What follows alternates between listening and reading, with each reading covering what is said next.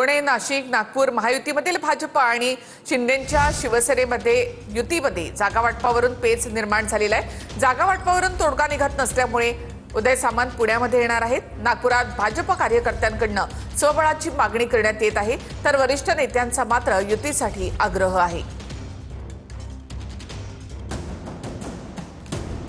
पुण्यात महायुतीत जागा वाटपावरून भाजप आणि शिंदेंच्या शिवसेनेची चर्चा रेंगाळली आहे। बैठकीत युतीचा तोडगा निघत नसल्याने सामंत आज पुण्यात आहेत। शिंदेंच्या शिवसेनेकडून पुण्यात 45 जागांची मागणी करण्यात आली आहे।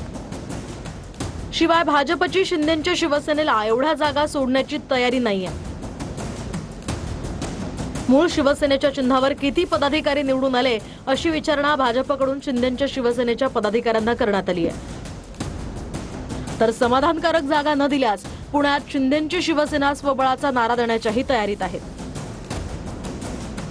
तर तिकडे नागपुरातही स्वबळावर लढण्याची भाजप कार्यकर्त्यांची मागणी आहे। शिवाय वरिष्ठ नेते महायुतीत लढण्यास आग्रही आहेत।